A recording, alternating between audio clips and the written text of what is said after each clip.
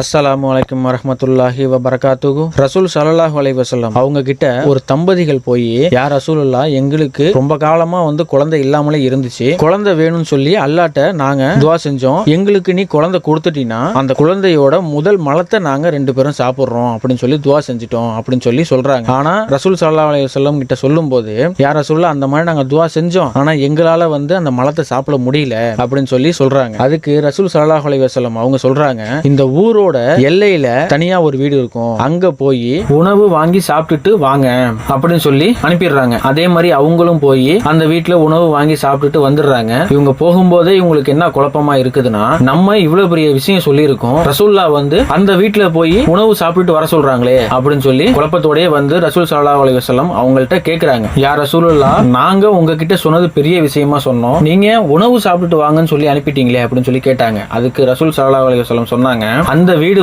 வட்டிக்கு விடுற வீடு, அந்த வீட்டுல போய் யார் உணவு சாப்பிட்டாலுமே அது மலத்துக்கு சமம், மறுமையில அல்லாஹ் காமிக்கக்கூடியது, ஒரு தட்டுல காமிக்கக்கூடியது மலத்தை தான் கொண்டு வந்து காமிப்பான் அப்படின்னு சொல்லி ரசூல் ஸல்லல்லாஹு அலைஹி வஸல்லம் சொன்னாங்க. எதுக்காக இந்த ஹதீஸை நான் சொல்றேன் அப்படின்னா, இஸ்லாத்துல இருந்துகிட்டே பல பேர் வட்டிக்கு விட்டு சம்பாரிச்சுக்கிட்டு இருக்கிறாங்க. அவங்க எல்லாருமே மலத்தை தான் சாப்பிட்டுட்டு இருக்காங்களே தவிர அவங்க உணவே சாப்பிடல. இந்த துனியாவுக்கும் அவங்க வேணா உணவு சாப்பிடுற மாதிரி அல்லாஹ் பாவனை பண்ணி வச்சிருக்கான். ஆனா மறுமையில அவங்கள்ட்ட காமிக்கக்கூடிய விஷயம் அவங்களுக்கு பயங்கரமான வேதனைகள் இருக்கு, அது வேற விஷயம். நீங்க மலத்தை தான் உணவா சாப்பிட்டீங்க அப்படின்னு சொல்லி அல்லாஹ் காமிப்பான். இது அவங்களுக்கு மட்டும் நான் சொல்ல வரல, அவங்க வீட்டுல போய் உணவா சாப்பிடுறாங்க பாருங்க, அவங்க எல்லாருக்குமே தான். உங்களுக்கு தெரிஞ்சவங்களா இருந்தாலும் சரி, உங்களுக்கு நெருங்கினவங்களா இருந்தாலும் சரி, இதே மாதிரிலாம் வட்டிக்கு விடுறவங்களா இருந்தா தயவு செய்து அவங்க கிட்ட சொல்லி புரிய வைங்க. அப்படி இல்ல அப்படின்னா அவங்கள விட்டு விலகி வாங்க. அவங்க வீட்டு ஃபங்க்ஷனுக்கு போய் ஜாயின் பண்ணாதீங்க, அங்க போய் உணவு சாப்பிடாதீங்க. மறுமையில அவங்களுக்கு மட்டும் அல்லாஹ் எடுத்து அந்த தடையில காமிக்க மாட்டான், அது நமக்கும் தான் அது சேரும். இல்லைன்னா அவங்களுக்கு சொல்லியும் புரிய வைக்க முடியாது. அப்படிங்கிற பட்சத்துல அவங்கள விட்டு விலகி வாங்க.